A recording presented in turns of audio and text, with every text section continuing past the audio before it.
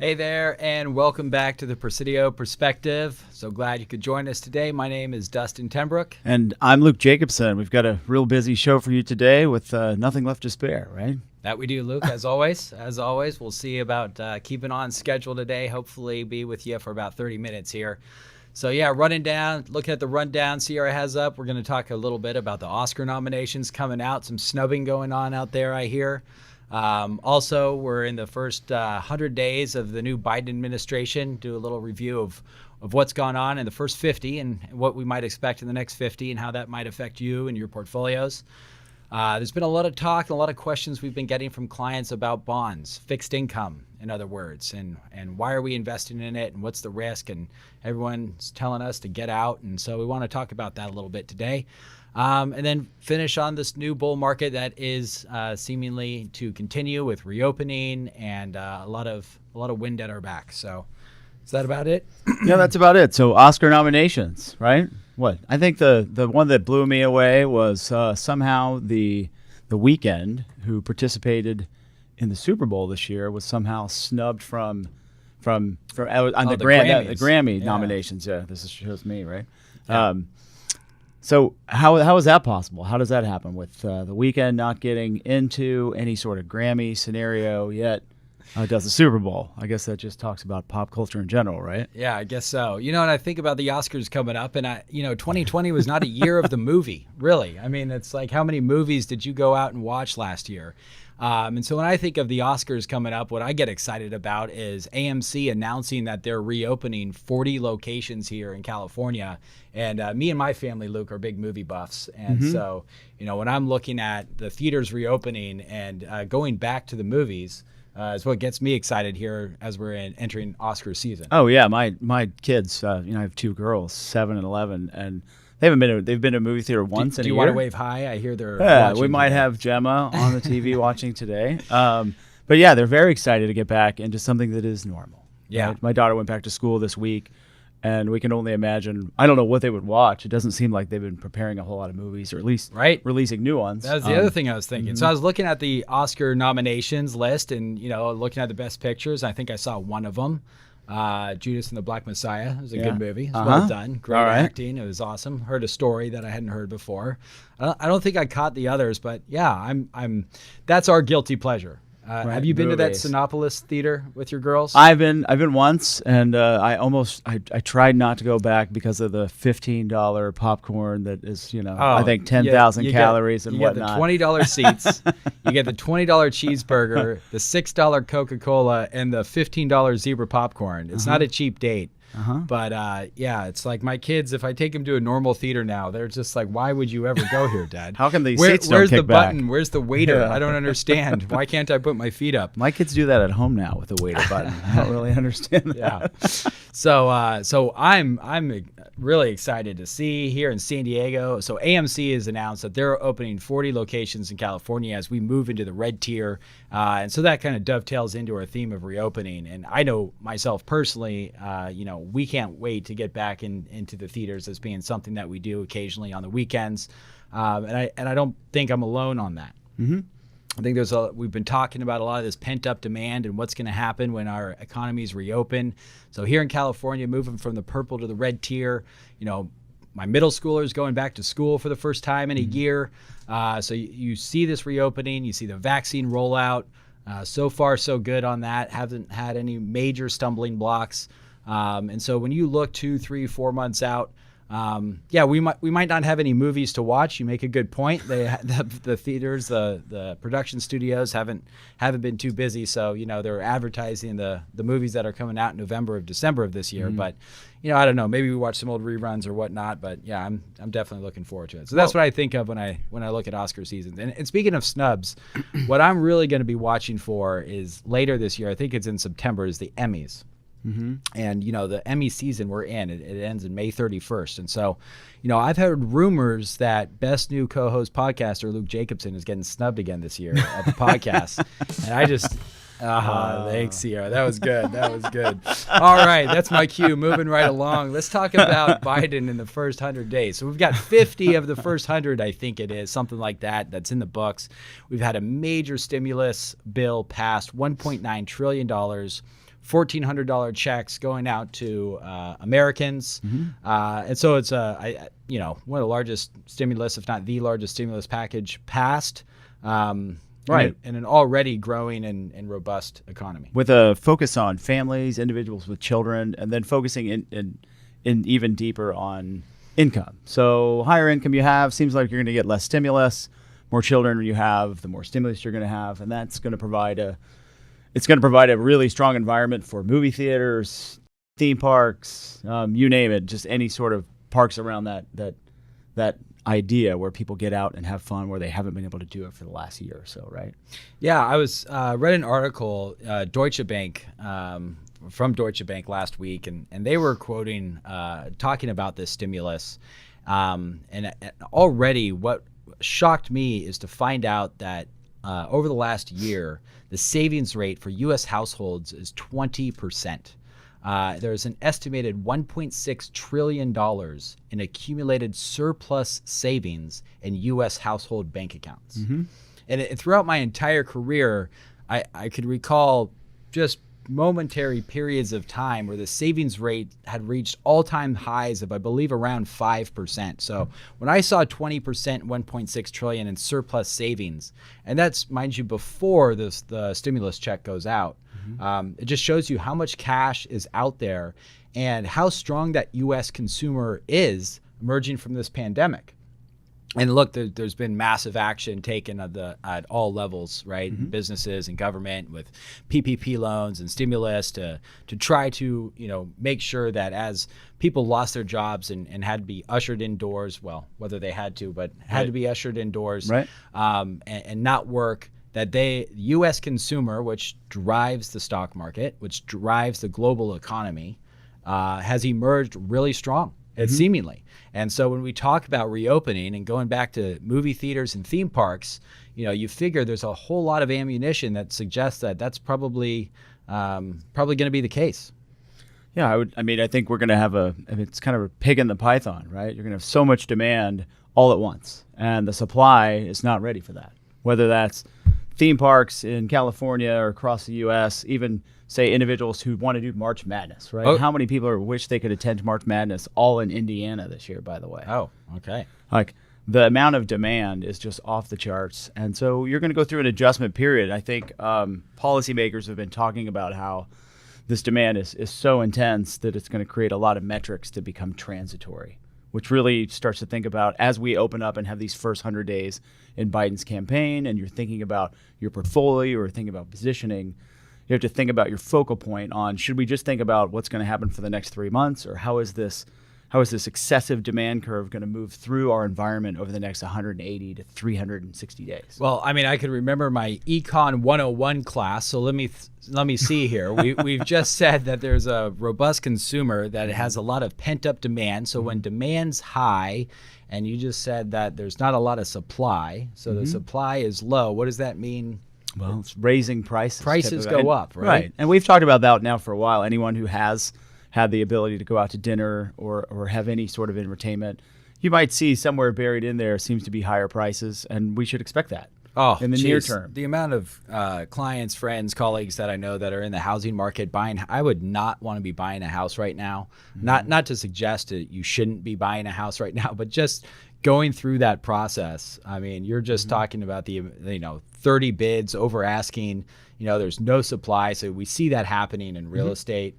of course. But now we're going to perhaps see that at the airlines and the hotels and movie theater tickets. Right. And so get ready. That popcorn might be $18 now when you go back to Sinopolis the next time. But that brings up that whole concept of where are you focusing your energy, or where are you thinking about how the market is developing? If all you do is think about this huge demand shock relative to the supply starting to open up, and you think this is the way it's going to be for the next 10 years. And by the way, that seems to be what we do as market participants, is think that today is going to go on forever. Mm-hmm. And I think that's what's happening in the world right now, is the market is saying that, oh my gosh, I'm starting to see data come out day by day, month by month, that is suggesting that we're having massive increases in inflation, yet policymakers from the top down are saying, we're looking way further out. We actually think these demand shocks will manifest themselves in big demand shocks. Supply will react just as it does through your original econ class,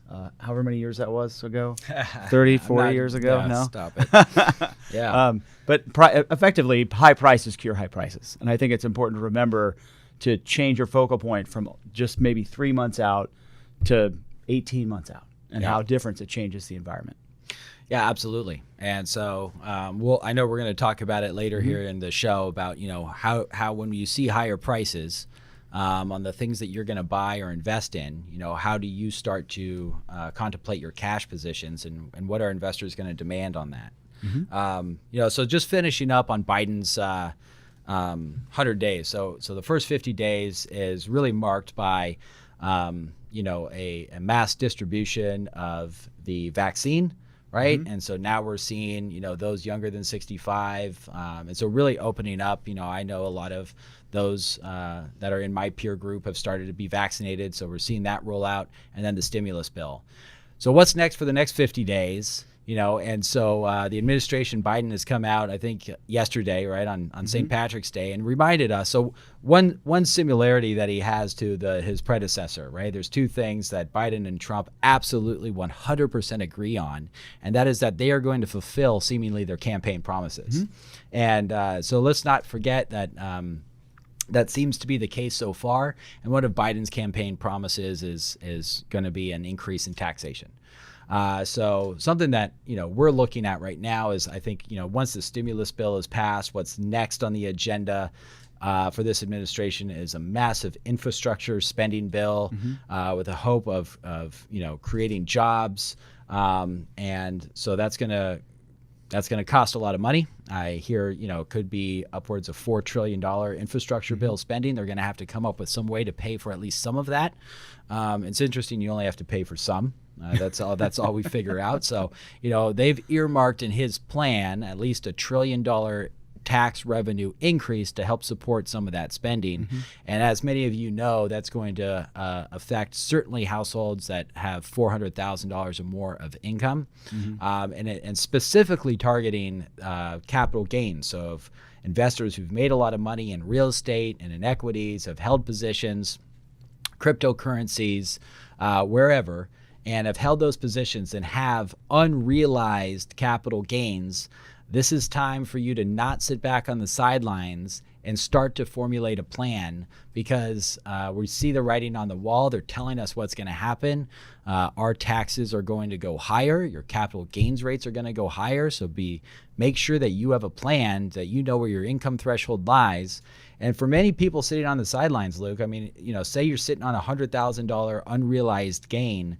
When you make that sale, when you recognize that gain, you're going to have a very different result. In 1 year, let's just say, on average, you might net $60,000, whereas if you did it a few months prior, you might net $80,000. That's right. And that's something that I'm going to want to know and find out about and build a plan with, and something, of course, where we help you at home with in formulating your financial plan. Right.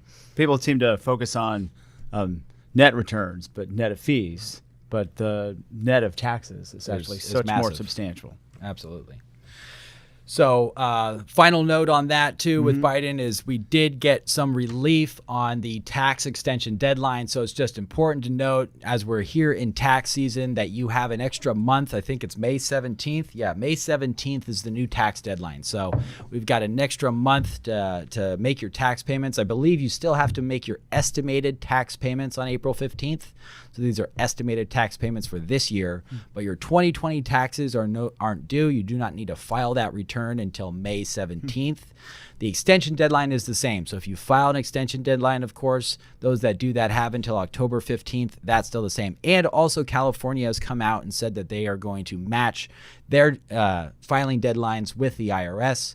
So again, still making your estimated payments, but everybody's got about another month to get their taxes in order and make those payments of whatever's due this for last year. So good news. I just wanted to highlight that as that's important topic for the day. For a lot of people, for those who like to put off paying their taxes for a long time, now you get another month. Yeah, absolutely. All right.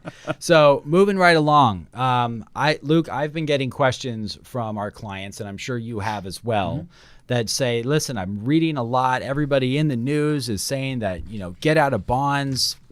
Why would you invest in bonds? Ray Dalio, famed investment investor of $150 billion, fund is saying, why would you invest in bonds? Get out of bonds. Yeah, I think you. Why in the world would you own bonds when? Yeah. So, Luke, tell us a little bit about what's going on. What are they talking about, and what should our investors be considering? Well, I think recently, as of yesterday, we had a big meeting from the Fed chair and a lot of volatility in the 10-year yield. And you just talked about how the savings rate went up 20% for U.S. households. Now, underneath the, I guess, in the esoteric area of banks and financial institutions and ratios, that savings rate has created a problem for a ratio that's monitored by our institutions. And that created a little panic yesterday when there was a thought that banks might have to sell off their treasuries in order to meet a specific ratio called the supplementary leverage ratio. And that caused a short-term spike in yields. Now, why does that matter with asset prices? Why are we so concerned about how to build portfolio in today's modern portfolio theory world relative to rates that effectively hit bottom? And why is a leader like Ray Dalio saying we shouldn't own bonds, or we shouldn't own bonds? Why would you ever do that? So, and I think you and I were mentioning why we own bonds, especially in a world where we're having sort of spazzes in the market on rates that are moving 10 basis points in a day, which is pretty volatile. And the reality is because I don't know where rates are going to go. I know rates right now are in the mid 1.75 for a 10-year, and we've had a big adjustment in asset prices, at least in the bond market, from that. But what's to say that the bond market isn't going to move back to a 1.4 or 1.35, say in the next week, 3 months, 6 months, 9 months? I really don't know. And so because I'm not trying to be master of the universe like a Ray Dalio, I still believe that a diversified portfolio actually works really well for individuals looking to earn respective rates of return over long-term time frames. I don't know if we have a chart on kind of how rates have moved relative to the ag, but we can just talk about it in general as we might. Yeah, sure. So let's put this in perspective. If we here, no pun intended, but yeah. So why do we invest in bonds? Yeah. I think if you are a billionaire and you run billions of dollars of money, and all that money has a very long time horizon, such as pensions and endowments and institutions, Ray Dalio can make those statements, right? But not everybody has $150 billion and doesn't have an infinite time horizon, right? And so what's really important for investors to note is their time horizon. And so when you're looking at movements of whatever you're investing in, that volatility or that risk, okay, if I have to use some of that money, say 1, 2, 3 years from now, it's going to be pretty risky venture to say put that in the stock market or cryptocurrency or real estate, because as we just saw last year, they could have dramatic drawdowns, right? Where you really have to hold and not buy high and sell low. I mean, that's how you lose money. How do you make money? You buy low, sell high. How do investors protect themselves from that? Give themselves a nice long time horizon so that they can let those short-term movements work their way through. So, I mean, the first point is people's in financial plan. So here what we're looking is go ahead, Luke, you can talk through this. Well, we can just talk about correlations on what some investors are doing in the market right now is that instead of having their capital in a traditional core bond market portfolio, they're actually placing it into equity-like portfolios. And here what we put on was a correlation of effectively the U.S. stock market relative to a high-yield bond index.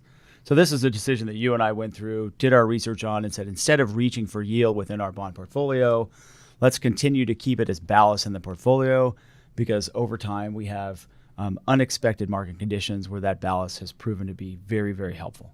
Yep, absolutely. And so placing it in something like high yield index in order to reach and say get another percentage point yield for this short-term time frame effectively is like taking our bonds, selling our bonds and buying equity, right? So then we lose all the elements of diversification, which really come from all of the planning we do, cash flow-based planning, time segmentation on how we make those allocation decisions. So yeah, and I think what Luke's talking about is the types of bonds that you want to own. And remember, we invest in bonds for two reasons primarily. One is for stable income. Well, you know, Luke just said the rate today on a 10-year treasury is 1.75. So you're not getting a lot of income from bonds. If you did want to get a lot of income from bonds, you're going to have to buy riskier bonds, or that's what we're referring to as high yield, right? So you might make a little bit more income, but now we're forgetting the second reason and the more important reason I would suggest that we invest in bonds, and that is for stability.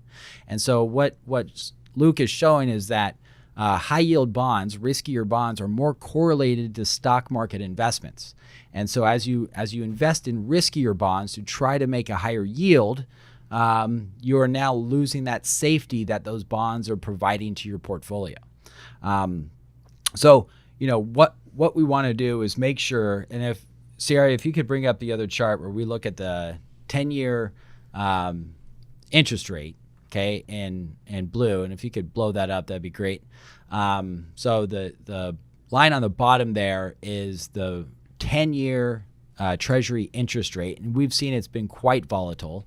The light blue line is the S&P 500, whereas the purple line is the aggregate bond index. Now, looking at these three lines, what we can tell are two of them are highly, highly volatile, right? Lots of change in their price and trajectory and movements, where one is very, very stable. And that one that is very stable is the bond index. So that's the aggregate of all U.S. bonds here issued in the U.S. Mm-hmm.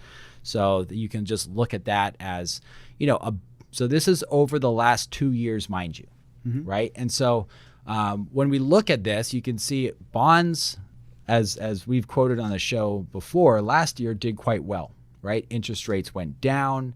The stock market panicked, which flooded investors into bonds. So bonds did 7.5%, 8% last year, mm-hmm. right? In an index that, you know, I remember Susie Orman saying, same thing Ray Dalio was saying 15 months ago. I think it was January of 2020, saying, why would you ever own bonds? Why would anybody own anything paying 2% when, you know, after inflation, you net negative?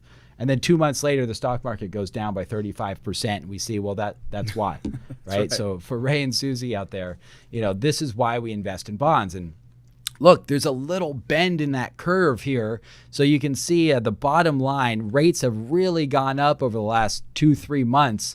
And if you can look really closely, you've seen that bond, that purple line start to dip, start to bend a little bit. So bonds have underperformed this year relative to cash or the stock market, mm-hmm. right? But also, if you look at the aggregate of your portfolio, say that I have pieces of the light blue line and the purple line, I've done quite well in a diversified portfolio. That's right.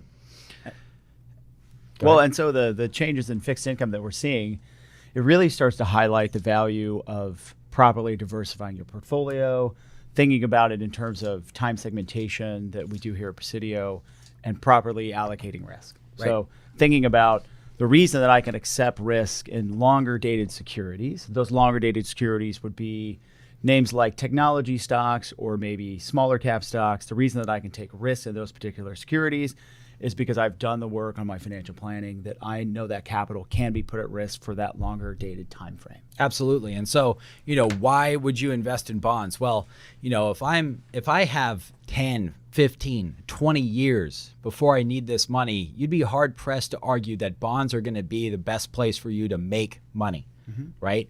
So if I have a long-term time horizon and my goal is for that money to grow, to outpace inflation, right? And so we have to have our money to grow, to replace what we're going to spend over that 10 to 15 years, also to surpass inflation and create new wealth for us. Where we're going to find that is investing in riskier assets like the stock market.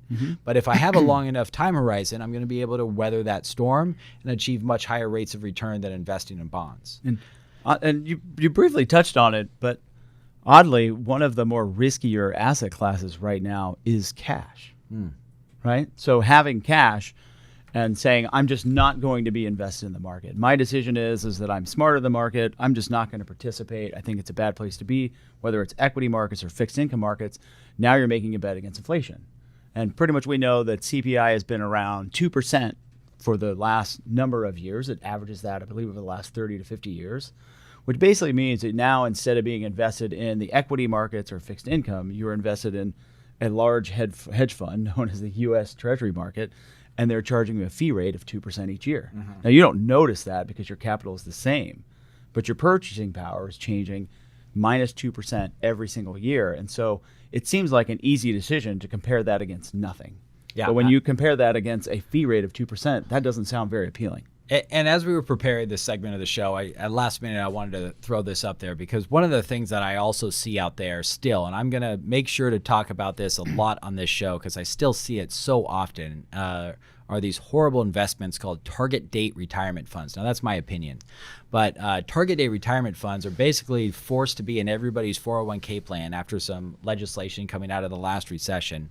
So this is an example of a target date retirement fund and how it works. So as many of you know, you probably have a 401k plan or an IRA that has, a fund name and then a year or an age that's after that portfolio's name. And that's supposed to be the target date that you're going to retire. And they say, that's all you have to do. Put all your money in this and we'll take care of the rest. So this is from Vanguard's website where they explain how their target date retirement funds work.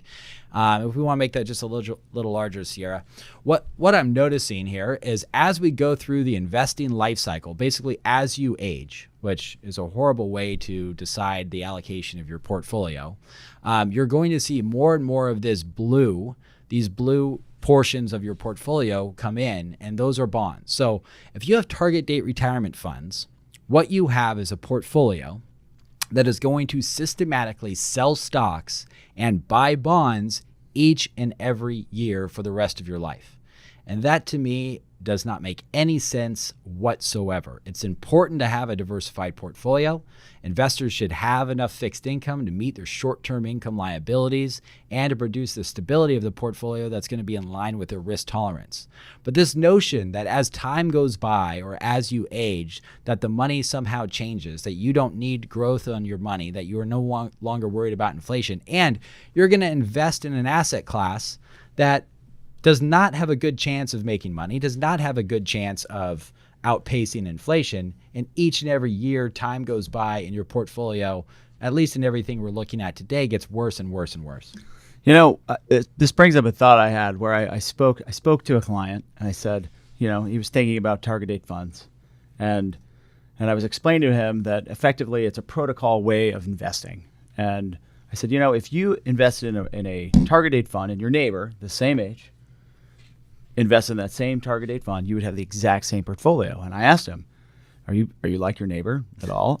And his response was like, no, not at all. Like not even close. I said, okay, let's start there to build a foundation on why you are very different than your neighbor. Even though you live next door to each other, your assets, liabilities, your cash flows are dramatically different. The decisions you have made to arrive at where you are today has been very different. And therefore your investing thesis and your risks that you can withstand are very, very different. Now, you and your neighbor have two things in common, and that is that both of you should not invest in target date retirement funds. So I'll say that they have that similarity. So again, get an asset allocation that's designed to your life, right? Your life should not be dictated by your portfolio, but your life should dictate how you allocate your portfolio. So of course that comes into financial planning, which as I have a saying, it's just math. This is how we decide how much goes into cash, fixed income, equities, risk managed segments of our portfolio. We use time and math to be on our side and have some reasoning for those decisions. And so that you're going to fare much, much better over the long haul, taking a more active approach to your financial plan and how you allocate your portfolio. So coming back, bonds, look, we have them in our portfolio. Going back to that line, I mean, you're seeing rates, going up pretty dramatically. I know that, it's still 1.75, but you saw the big move. A bad day in the bond market is it's down 10, 20 basis points, right? Much different than stocks, which are highly, highly volatile. So it adds stability and safety to your portfolio, and it allows you to be that good investor to invest in riskier assets like the stock market that have that potential for real long-term growth, right? And so that is why we are doing that, and it's a mathematical formula to decide how much money you should have in that asset class.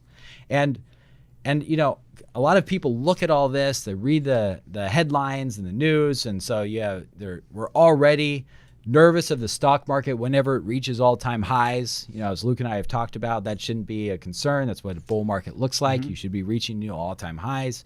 And so you're not going to sit out of a bull market. That doesn't make sense if you're trying to invest for growth. So you have your fear of the stock market on one side, everyone telling you to get out of bonds, and what do people do is they sit back, they sit in cash, which is perhaps the least of our favorite asset classes, and potentially miss out on a really wealth building opportunity that's going to manifest over the next decade. Well, I mean, it stems from the foundation that making predictions is really difficult, especially about the future, right? That's a great quote. And so if Ray Dalio knew exactly what was happening in Did you just quote yourself? No, I didn't. I believe that's Yogi Berra. Okay, all right. Yeah, I think that's a really famous quote.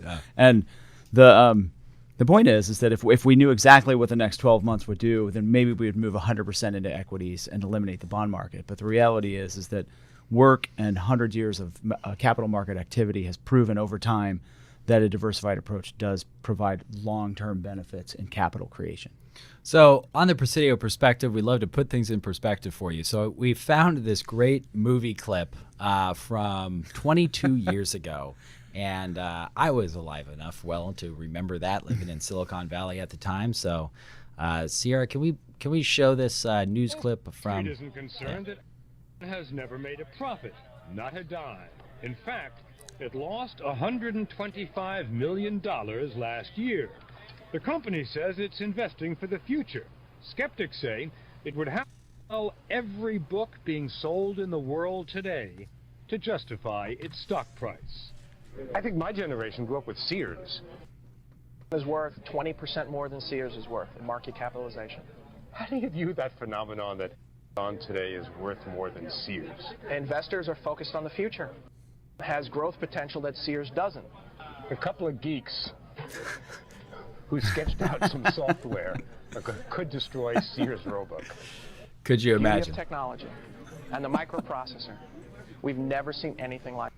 No, the microprocessor, Luke. Never seen anything like it. And so, we don't mention publicly traded securities here on this show. So just think of the company that drops off cardboard boxes on your doorstep, and how people might have viewed a company like that 22 years ago. And just, what you would have missed out on looking at how technology has changed, and not to forget the age that we are living in and what we are witnessing going on right now. In our society, in business, with the advances of technology. And if you are one of those that are sitting on the sidelines over the next 10 years, because it doesn't compute to you how these companies could emerge to be worth what they're worth today and what they might be worth in the future, right? You could miss out on something that would be a tremendous wealth building event. Right. I think when we say diversification, people immediately think, oh, stocks, bonds, pick a lot of different stocks. But what I would say is, make sure to diversify your investment time horizon. Think about that there are things that are going to happen in certain securities that we even own today. There's going to be reasons why they're worth what they are a decade from now that we can't even contemplate yet. And so it's really important to just have a long-term perspective and be able to change with the new data that comes at you. Yeah, right? And so we are in this information age, right? We're getting peppered with it. It's on our phone. It's on, media all over. It's on your favorite podcast show. And so we could get really down in the details, even on this show, talking about what's occurred this week, last week, and what's going to happen the next week. But let us not forget where we're doing. And as investors, we're long-term thinkers, and that we are going to participate in one of the greatest potential wealth creation events over the next 10 to 15 years. And people want to have a plan so that they know how to participate in that and how not to buy high and sell low when you have volatile times like we did in 2020. Right. So very good. I hope you guys enjoyed the show. I know I did, as always, Luke. Yeah, that was great. I think we actually hit market crashes, inflation, and taxes, all three of the key topics that you normally talk about in one show today. Inflation, taxes, market crashes. That's the big three, the three things that we need to plan for and that we're going to advise you on here at the Presidio Perspective. If you want to have a review of your tax policy and your tax plan or your financial plan, we're always here available to give us a call. Please subscribe to our YouTube channel. Follow us on Facebook. We'd love to see you back here in 2 weeks for our next episode.